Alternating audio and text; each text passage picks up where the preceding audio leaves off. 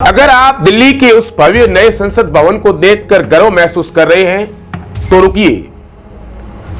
उस इमारत की दीवारों में जो सुर्ख लाल रंग का लखा रेड ग्रेनाइट चमक रहा है, वह पत्थर जिस मिट्टी की कोख से निकलता है, आज वहां की जनता धूल फांकने को मजबूर है। लखा में ग्रेनाइट का बहुत बड़ा काम है। सीआरसी फंड का भी पैसा जा रहा है, विंड का भी बहुत बड़ा काम चल रहा है, इसके भी सीआरसी का पैसा जा रहा है, और जो भारतमाला प्रोजेक्ट चला है उसकी भी कंक्रीट हवाएं लखा होकर जा रही है।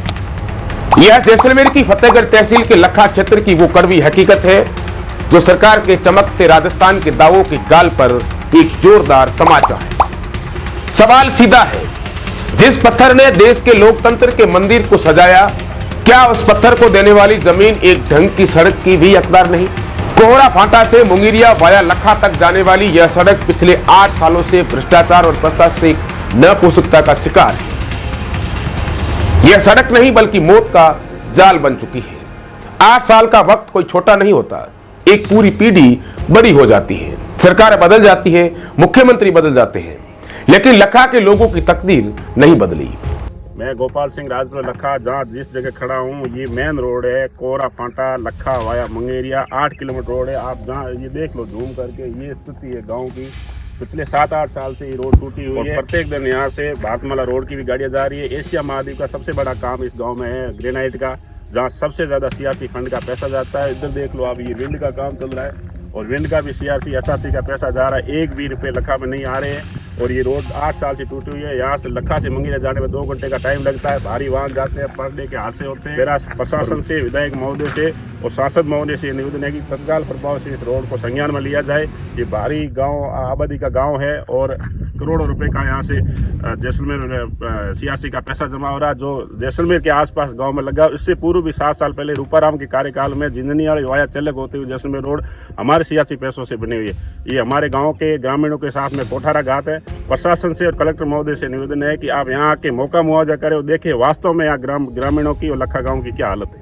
आज भी यहाँ का आम आदमी जर्जर सड़कों पर हिचकोले खाते हुए अपनी जान जोखिम में डालकर सफर कर रहा है। विंडबना देखिए, लखा क्षेत्र आज औद्योगिक विकास का केंद्र बना हुआ है। यहां से करोड़ों का पत्थर निकलता है। यहां पवन ऊर्जा की बड़ी बड़ी चक्कियां आसमान छू रही है। प्रतिदिन सैकड़ों भारी भरकम ट्रक और ट्रेलर इस मार्ग से गुजरते हैं, जो सरकार की तिजोरी को टैक्स राजस्व से लबालब भर देते हैं।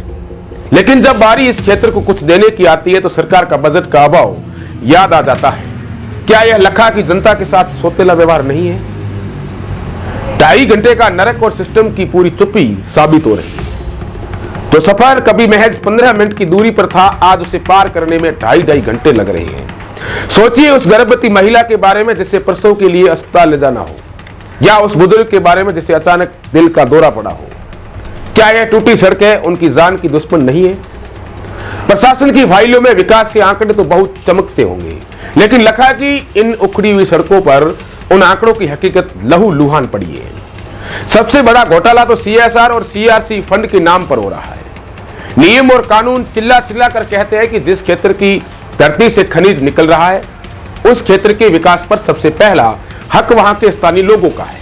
लेकिन लखा के हक का पैसा जैसलमेर शहर की सड़कों और सौंदर्यीकरण पर पानी की तरह लगातार बहाया जा रहा है। जैसलमेर के अन्य इलाकों में यह पैसा खर्च किया जा रहा है। आखिर ये सब क्यों? क्या लखा के ग्रामीण दूसरे दर्जे के नागरिक हैं? क्यों कंपनियों और माइंस मालिकों के इस फंड को लखा की बुनियादी सुविधाओं पर खर्च नहीं किया जा रहा? जनप्रतिनिधियों का आलम यह है कि चुनाव के वक्त तो हाथ जोड़कर वोट मांगने लखा की इन्हीं उबड़ खाबड़ गलियों में आ जाते हैं, लेकिन जीत के बाद विधानसभा और संसद के एसी कमरों में बैठकर यहाँ की धूल भूल जाते हैं। कई बार गुहार लगाई गई, कई बार ज्ञापन सौंपे गए, लेकिन नतीजा सिफर रहा। लोग ऐसी बातें कर रहे हैं, वहां के स्थानीय ग्रामीण ऐसी बातें कर रहे हैं कि अब वक्त आ गया है कि इस मार्ग को केवल पैचवर्क के नाम पर खाना पूर्ति करके न छोड़ा जाए।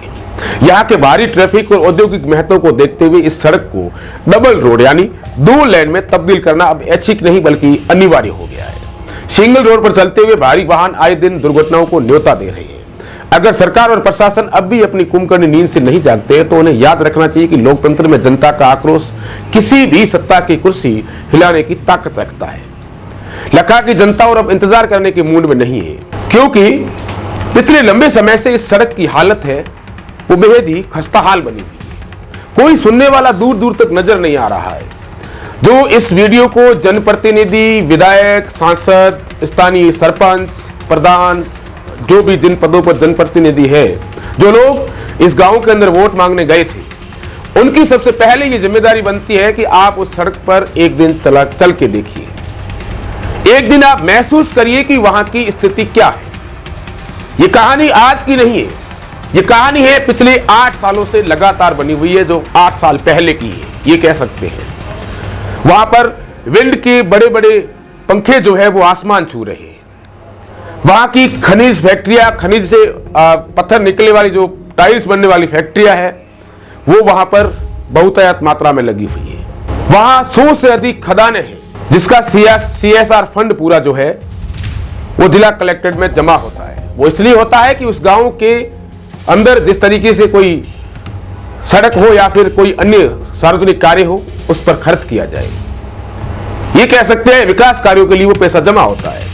लेकिन उसकी विडंबना आप देखिए कि वो पूरा का पूरा खर्च जैसलमेर के अन्य इलाकों में होता है। आखिर इसका कारण क्या है? आखिर सवाल लोग ये भी कर रहे हैं कि इसका जिम्मेदार कौन है? आखिर ये सड़क कौन बनाएगा? अगर समय रहते सड़क नहीं बनती है तो लोग इस सड़क का नाम भी मौत वाली सड़क देंगे, क्योंकि जगह जगह टूटी हुई पड़ी है, डामर पूरा बाहर निकल चुका है। आप ये समझिए कि वहां पर पैदल व्यक्ति जो है वो भी उस सड़क पर चल नहीं सकता, तो फिर ये वाहन कैसे चलेंगे?